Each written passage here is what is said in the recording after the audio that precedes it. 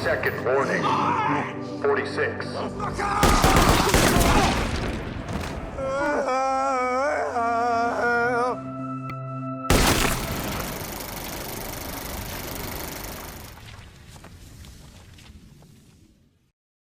Film dibuka di kota Paman Sam pada sebuah era distopia. Negara itu digambarkan sedang dalam kondisi terpecah belah, dihantui oleh krisis ekonomi berkepanjangan, serta tingkat kemiskinan yang semakin parah tanpa menunjukkan tanda-tanda perbaikan dari tahun ke tahun. Di tengah situasi yang mencekik tersebut, seorang pemuda bernama Ray sedang melakukan perjalanan bersama ibunya menuju sebuah kawasan yang menyerupai perbatasan, di mana pasukan militer berjaga ketat. Awalnya ada dugaan bahwa sang ibu sengaja akan melaporkan Ray ke lembaga militer untuk dimasukkan ke barak militer KDM. Faktanya, Ray menerima sebuah undangan resmi dari pemerintah untuk mengikuti ajang olahraga misterius bernama The Long Walk. ID, please. Come here, baby. Okay. All right, I love you better. I love you, Mom. Kompetisi ini diikuti oleh 50 pemuda terpilih, dan ini adalah tahun pertama perlombaan The Long Walk diadakan. Hadiahnya sangat menggiurkan, berupa uang dalam jumlah besar serta kesempatan untuk memperoleh apapun yang diinginkan oleh sang pemenang. Sebelum perlombaan dimulai, Ray berkenalan dengan beberapa peserta lain. Pria pertama yang ia kenal bernama Peter, kemudian diikuti pria berotot bernama Stebin, pria Asia bernama Olson, seorang olahragawan bernama Baker, serta ada juga pria iseng bernama Gary dan pemuda 18 tahun bernama Tom. Menjelang start, mereka saling menyemangati, bahkan mencoba membangun pertemanan satu sama lain. Tak lama kemudian, muncullah sosok pemandu acara yang dipanggil dengan sebutan Mayor.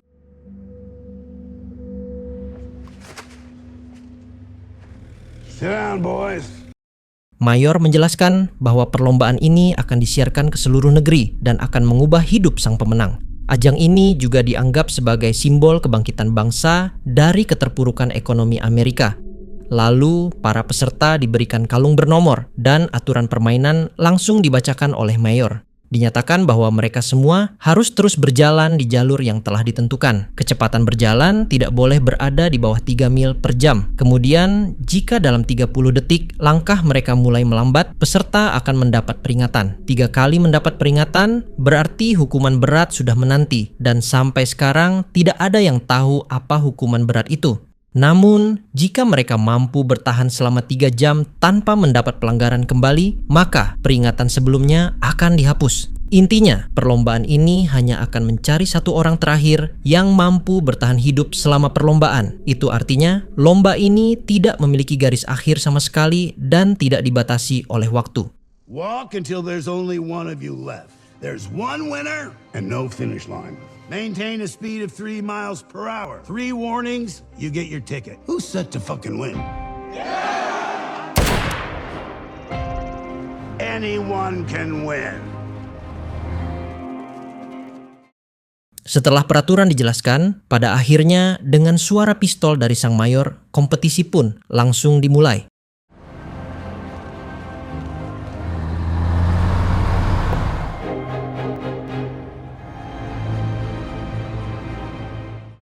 Singkat cerita, pada 5 mil pertama, peserta masih tampak santai. Mereka saling bercerita untuk mengurangi ketegangan. Di sini, Stebin sempat mendapat teguran karena berjalan terlalu lambat. Warning, number 38. Namun, siapa sangka tak berselang lama, ketakutan Ibu Ray benar-benar terbukti. Hal itu ditunjukkan ketika Gary berhenti sejenak untuk mengikat tali sepatunya. Pasukan militer langsung bersiap dengan senjata yang dipegang. Warning, number 5. Third warning. Hal tersebut jelas membuktikan bahwa peringatan keras bukanlah sekadar gertakan biasa. Mimpi buruk semakin nyata ketika mereka memasuki mil ke-7. Tiba-tiba Tom mengalami kram pada kakinya. Dalam keadaan ini, Ray mencoba menolong Tom. Sayangnya, Tom tidak sanggup lagi. Dan dari situlah Tom menjadi korban pertama dari aturan tanpa ampun yang dibuat pihak penyelenggara. Come on, Curly. Come on, Curly. Come on, Curly. Come on, Curly. Get up, youngin! Get up! Warning, number 7. Third warning. Oh, but it ain't fair. Di tengah kerasnya perlombaan, Ray mulai menarik perhatian salah seorang penonton yang sengaja hadir untuk mendukungnya. Namun, saat itu pula seorang peserta lain mendadak mengalami kejang-kejang di jalur lomba. Jelas ini adalah pertanda buruk bahwa satu nyawa akan kembali melayang. Dengan wajah penuh ketakutan, Ray langsung mempercepat langkahnya karena tidak sanggup memperhatikan nasib peserta yang tumbang satu persatu. Warning. Number 1.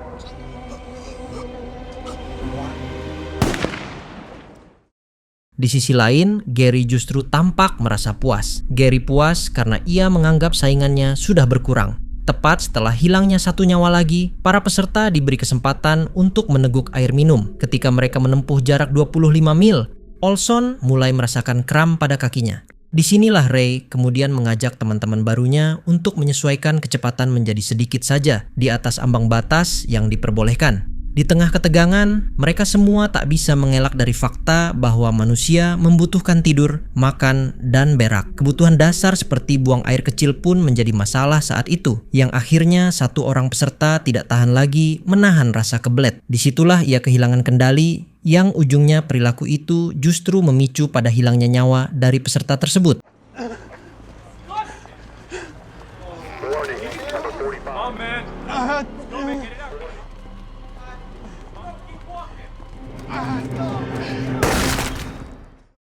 Memasuki mil ke-35, malam pun mulai tiba. Mayor mengingatkan bahwa suasana malam akan memperberat kondisi peserta. Ketika waktu menunjukkan sekitar pukul 3:45 dini hari, Ray yang sempat tertidur dibangunkan oleh Peter. Karena kehilangan fokus, Ray tanpa sadar sudah menerima 3 peringatan berturut-turut dari Mayor. Jelas, Ray tak boleh lagi melakukan pelanggaran selama 3 jam ke depan, atau nyawanya akan lenyap. Tekanan ini tentu membuat Ray gelisah setengah mati. Terlebih tak lama setelahnya, mereka semua harus menghadapi tanjakan yang akan semakin menambah beban dalam berjalan kaki.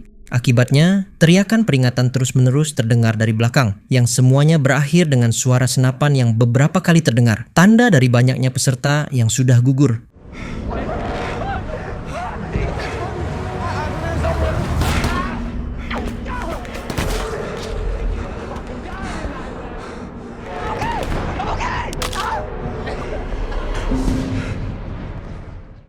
Kepanikan Ray semakin menjadi-jadi ketika ia terpaksa melihat anak buah Mayor siap mengeksekusi pelanggar, ditambah provokasi Gary yang tak henti-hentinya semakin memperburuk suasana. Nyaris putus asa, Ray langsung ditolong oleh Peter yang datang membawakan sebotol air dan terus-menerus memberinya semangat. Disinilah Ray meminta maaf atas ledakan emosinya kepada Peter sebelumnya, dan Peter memakluminya. Peter berpendapat, dalam situasi gila seperti sekarang, emosi sangat mudah tersulut. Seiring waktu berjalan, mereka telah menempuh 59 mil.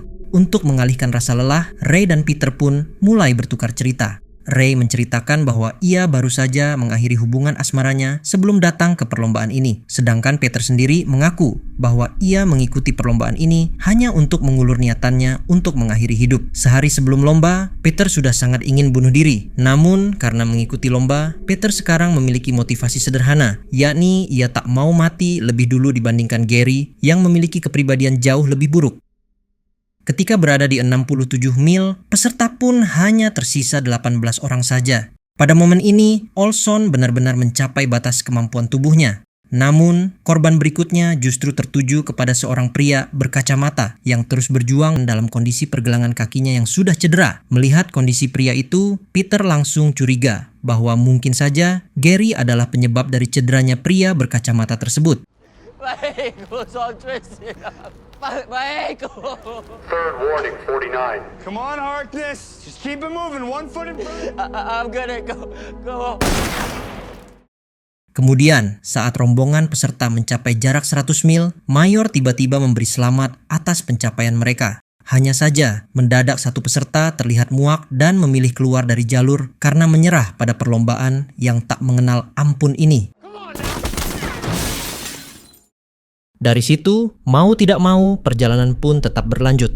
Dalam rasa penat, para peserta mulai berandai-andai apa yang akan mereka lakukan jika berhasil meraih hadiah utama. Tapi berbeda dengan yang lain, Peter justru mengatakan ia tidak peduli dengan uang. Ia lebih berharap hadiah itu bisa ditukar untuk mengubah aturan perlombaan ini di masa yang akan datang. Aturan yang ingin diubah oleh Peter adalah setidaknya ada 2 pemenang di setiap tahunnya, bukan hanya 1 orang pemenang.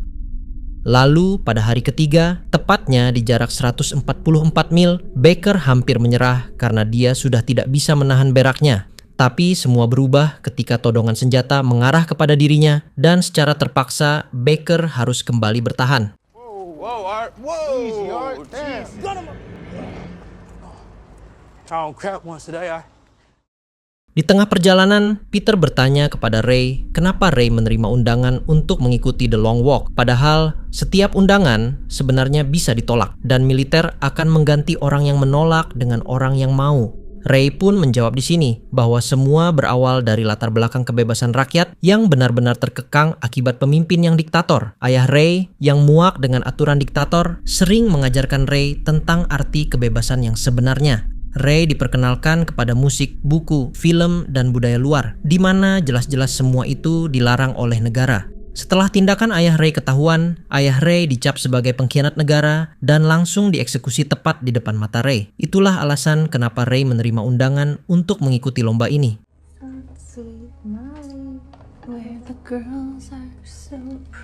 Dad, do you mind grabbing the baseball? William! Just the state, the system, and the squads. Mr. William Garrity. Show mercy. Never forget who you are, Ray.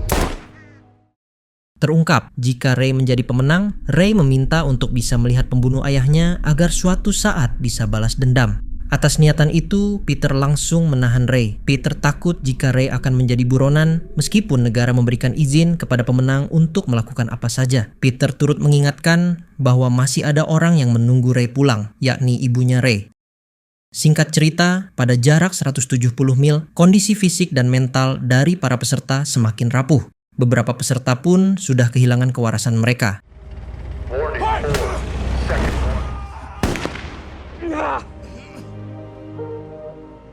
warning. Third warning 24. Malam itu, Stebin memberitahu Ray bahwa Olson sudah benar-benar tidak kuat lagi. Alhasil, Olson pun langsung sengaja melawan arus. Dan sekejap kemudian, Olson ditembak. Second warning 46. No. Second. No. Saat itu juga Baker yang terpukul sempat berniat merangkul rekannya itu. Namun, Ray segera menyadarkan Baker, yang pada akhirnya Olson harus ditembak lagi hingga tewas. I couldn't save him. I know. He needed me. Kemudian hari keempat pun telah tiba. Total 209.000 sudah ditempuh para peserta. Kini hanya tersisa 6 orang peserta saja. Pada posisi ini, Gary tiba-tiba mencoba meminta maaf atas segala sikapnya. Namun entah kenapa, permintaan maaf Gary justru membuat Peter menjadi curiga. Karena dalam kondisi seperti ini, siapapun ingin menjadi pemenang dengan alasan apapun. Ternyata, Gary benar-benar tulus untuk meminta maaf. Setelah merasa sendirian tanpa sekutu, ujungnya Gary pun memilih untuk mengakhiri hidupnya sendiri di hadapan peserta lain. Oh, shit, man. I'm sorry, man. Hey, Can't fucking stop it, man. hey, you okay? I'm gonna go tell Pete you want to be part of the plan, all right? It's all right, Gary. Just keep. Fuck, man. It's not. What the fuck? How do you do that? How the fuck did you do that? Tak lama, jarak tempuh sudah mencapai 260 mil dengan total peserta sebanyak 5 orang. Di jarak ini, sepatu Ray pun rusak dan Ray terpaksa berjalan tanpa alas kaki. Pada saat itu, Ray seolah melihat ibunya yang sedang berdiri di depannya. Ray yang mengalami halusinasi merasa bersalah dan menyesal karena tak pernah menceritakan tujuan sebenarnya kenapa ia menerima undangan untuk mengikuti lomba ini. Namun, Peter terus berusaha meyakinkan Ray agar Ray tidak menyerah. I'm so sorry. Please, come on. Just a hug. I know I felt bad. I'm sorry. Please.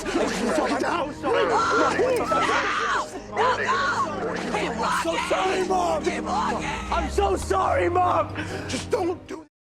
Setelah 5 hari penuh menjalani penderitaan, di jarak 306 mil, tiba-tiba saja seorang pria gondrong bernama Parker mulai melangkah dengan penuh tekad. Ternyata Parker sudah tidak tahan dengan kekejaman pada perlombaan ini. Parker pun berusaha melawan dengan caranya sendiri untuk memberontak, sebelum pada akhirnya Parker langsung mengakhiri hidupnya sendiri.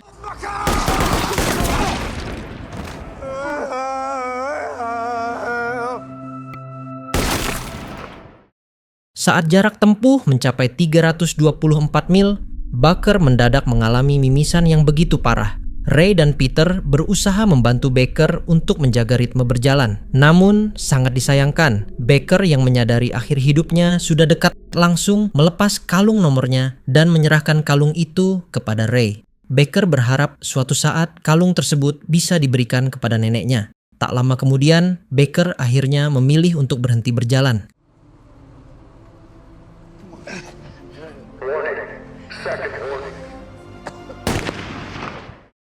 Ketika mencapai 326 mil, Mayor pun mendadak muncul kembali. Mayor itu muncul hanya untuk menyemangati 3 peserta yang tersisa. Di sini, si Mayor cukup dibuat puas ketika menyadari bahwa ketiga peserta tersebut masih memiliki tenaga untuk menghinanya. Shut the fuck up. That's the spirit, my boy! 23 and 47. Di titik inilah, Stebin akhirnya mengungkapkan alasan kenapa ia mengikuti ajang The Long Walk. Stebin berharap hadiah kemenangan bisa membuat ayahnya yang selama ini jauh darinya mau kembali datang ke rumah untuk sekadar menikmati secangkir kopi bersama. Bukan tanpa alasan Stebin menjalani fakta pahit selama ini, di mana ayahnya terkenal sebagai pria yang doyan meninggalkan benih di mana-mana tanpa memiliki keinginan untuk mengakui setiap benihnya, dan Stebin adalah salah satu benih itu. Namun, siapa yang mengira ayah yang dimaksud Stebin ternyata adalah Mayor itu sendiri. Sejak awal, sang Mayor sudah tahu bahwa Stebin adalah darah dagingnya dan Stebin mengikuti perlombaan ini. Tetapi bagi Stebin, selama ia hidup, ia hanya merasa dianggap sebagai sosok yang tidak berarti sama sekali. I'm the rabbit. Huh? Maybe you're right, Garrity. The Major's my father. I didn't think he knew I was his son. Pada akhirnya, Stebin pun sadar bahwa tidak ada cara untuk bisa membuatnya merasa dianggap. Demi meluapkan perasaannya yang sudah dikecewakan selama hidup, Stebin pun tak ragu-ragu untuk menghentikan langkah kakinya. Fucking do it! And you're right, Pete. This moment matters.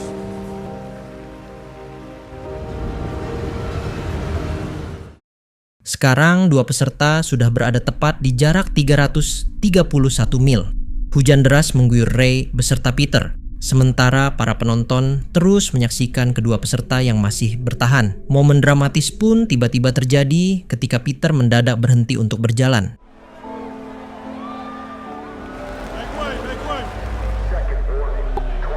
Get up, Pete. No, just walk me a little more, okay? Ternyata Peter rela menyerahkan nyawanya agar Ray bisa terus melangkah. Ray berusaha mencegah pengorbanan Peter. Ketika Peter sudah melanjutkan langkahnya, diam-diam Ray memutuskan untuk berhenti berjalan. Ray pun sontak ditembak dan Peter segera menghampiri Ray. Di sini, Ray merasa bahwa dirinya sendirilah yang seharusnya menanggung semua ini. Di balik itu, Ray tidak bisa melupakan kebaikan dari Peter, seorang sahabat yang sudah dianggap Ray sebagai kakak kandung. Naas, setelah beberapa saat berlalu, saat itulah Ray pun harus tewas setelah menerima tembakan bertubi-tubi. That's why I love you. Ray! Ray! I'm sorry, Mom. Ray! Eat him and freeze!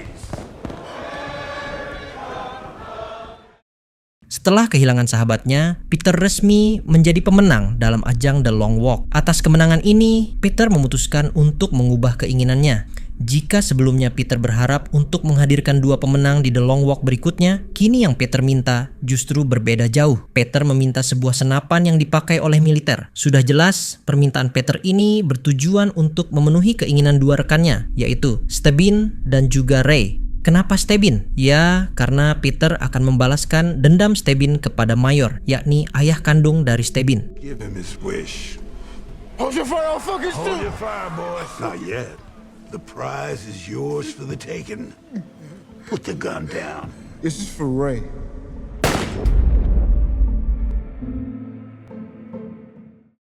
Setelah menembak Mayor hingga tewas, akhirnya dengan penuh rasa lega, Peter pun kembali melangkahkan kakinya untuk mencari pembunuh dari ayahnya, Ray.